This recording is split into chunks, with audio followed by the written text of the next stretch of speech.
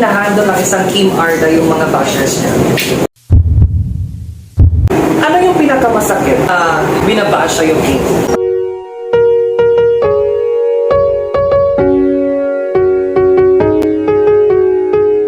Ano yung feeling kung lalabas ka ng bahay tapos may nagpapapicture sa'yo? Lipas ng ilang araw, nasashock na lang ako sa Parang kung umasta sino na, parang ganun. Hindi ko rin balak na sumikat. Ngayon ko kuya, ng mga 10 million na or 9.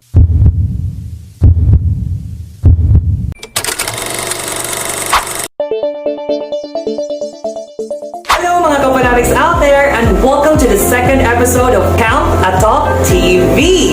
Yes, you heard it right. It's Kamp-A-Talk TV. For those who do not know mga KAMPanatics, Kamp-A-Talk TV is basically a talk show segment in my YouTube channel. Matagal-tagal na din po itong nawala. But for now, i-relaunch ko po ito just for our KAMPanatics out there.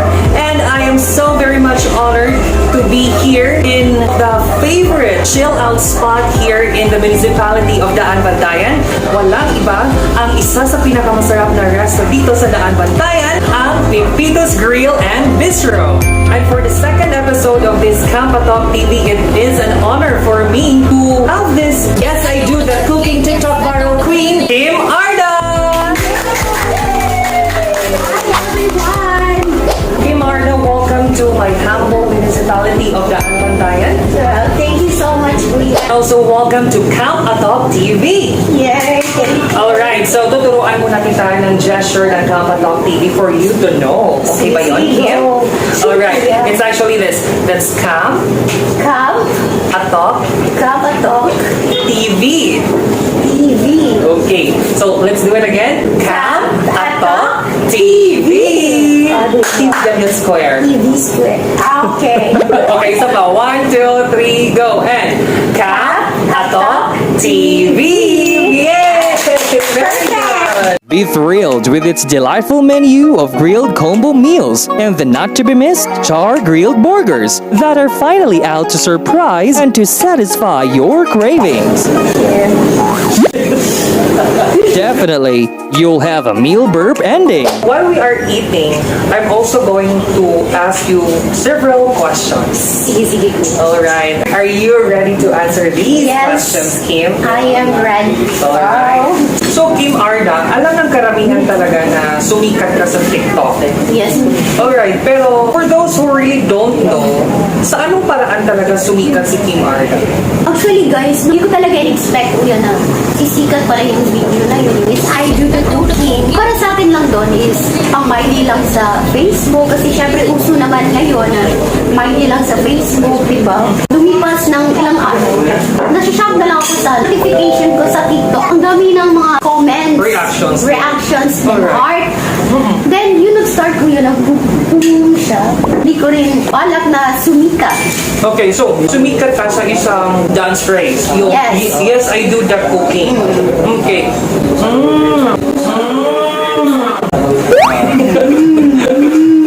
Ilang views na yun sa TikTok mo?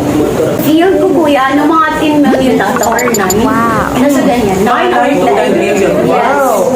So, maski naman siguro ako, hindi ko talaga i-expect na ganun kalaki yung engagement sa social media, right?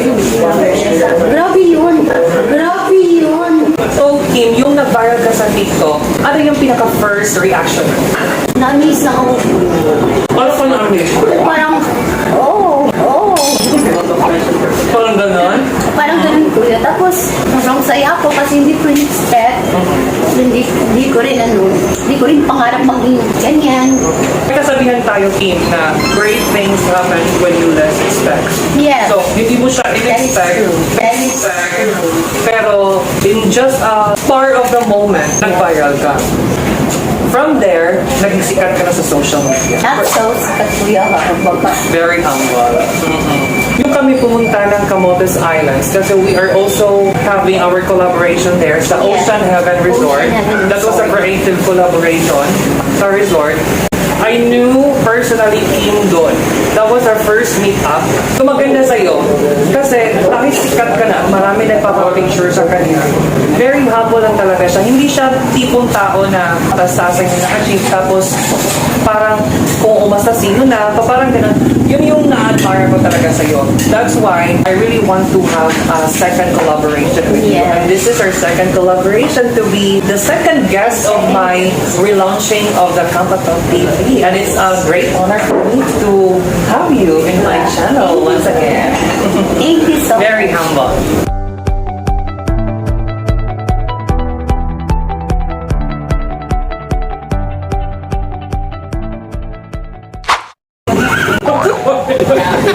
Kahit kung ano nabili mo. Daan mo ba nabili? Yun ang aking nag-viral ka, naging social media influencer ka. Ano yung pinaka-first brand na nag-collab sa'yo as a social media influencer? First, guys, is beauty product yun. So, anong klaseng beauty product yun, Kim? Natanya ko yan. So, ano yun? May contract ka? How did we go the process ba? Kinuha ako Paano ka kinuha, Kim? sa manager ko dati. May manager kasi ako dati, kuya. Ah, so hindi ka pa nag-freelance ba? Hindi pa ako Ngayon, freelance ka na? Yes. Okay. So, Kim, as a social media influencer, given na kilala ka na talaga, ano yung feeling kung lalabas ka ng bahay tapos may nagpapapicture sa'yo? Actually, para sa akin ko yan, till now, parang wala lang. Hindi ko si pinir na influencer ako. Kilala ko ng mga tao. Para sa akin, wala lang. I'm a living evidence. Diba? Yeah. Nakita ko talaga yun kung gaano ka ka-humble at gaano mo inahandle mga fans mo. Yes. Oo. Parang wala ka lang. Kaya Parang wala lang. Oh, sige. Picture sige. Oo. Yung mga nagtitiktok pa, yung gusto magkukolab sa'yo, di ba? Wala ka. Go lang ng go. Ano din yung feeling, Kim, na you wake up one day, tapos nakita mo yung mga post mo sa Facebook or sa Instagram or sa TikTok or sa mga social media platforms. Pag-post ka lang ng photo or videos, automatic may 1,000 views agad, mga reactions agad na marami, may mga nag-share agad na marami. Oo. Anong feeling yung gano'n? Kuya, parang wala lang din sa akin. Pero sa totoo, proud ako sa sarili ko. Kasi kahit ganito ako, nagagawa ko pa din na magpapasaya ng mga tao. Yung syempre nagre-react na sila, hindi sila masaya. Oo nga. Parang ganun po na. Makes sense. Makes Parang sense. proud na ako sa sarili ko. Pero, yun, parang wala lang sa akin. Bulag na! Bulag na! Hindi na yung, balikan mo na ako! Balikan mo na ako kasi gusto pa kita, mahal pa kita! Saan ba ako nagkamali? Binigay ko sa'yo lahat. No, I'm not like that.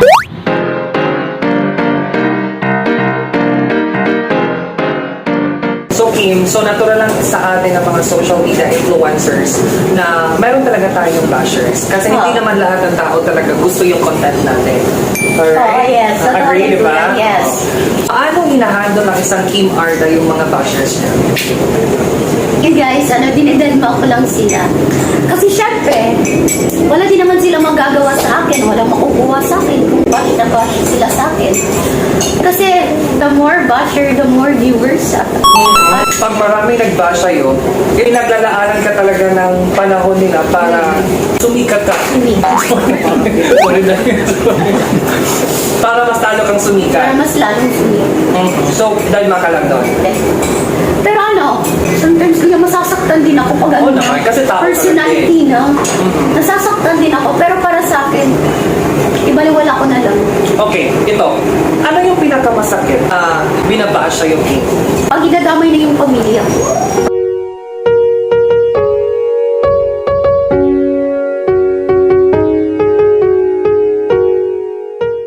Ang damay na yung Umantong pamilya. talaga sa ganyan? Yes. Parang, doon ako mas masasaktan lalo. Oo naman. Kasi pag ako lang, okay lang kasi syempre, nakikiver kayo dyan. Pero about na sa pamilya ko, parang go kuya, laban. So, tikman natin yung lumpia nila. Vegetable lumpia, di ba? Yes, masarap. Mas masarap pa sa boyfriend mo tayo.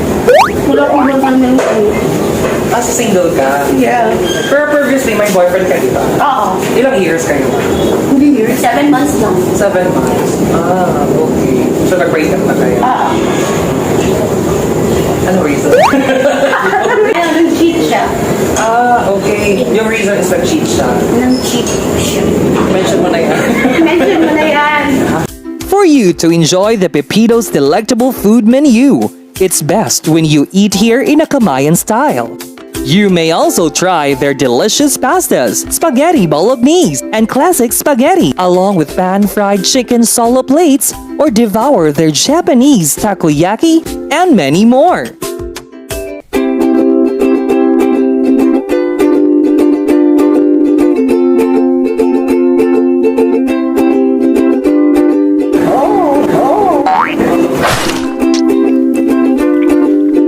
Located at New Public Market, Poblacion, DAANBANTAYAN, CEBU, at the back of the Bantayan Bus Terminal.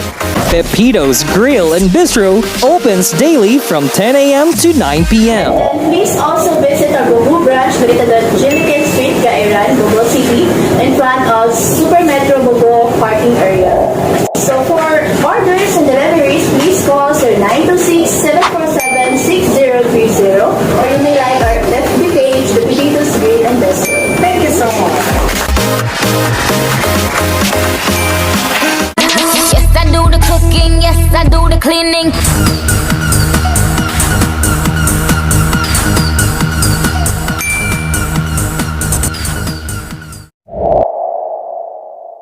Kamp-A-Talk, Kamp-A-Talk, Kamp-A-Talk, Kamp-A-Talk TV.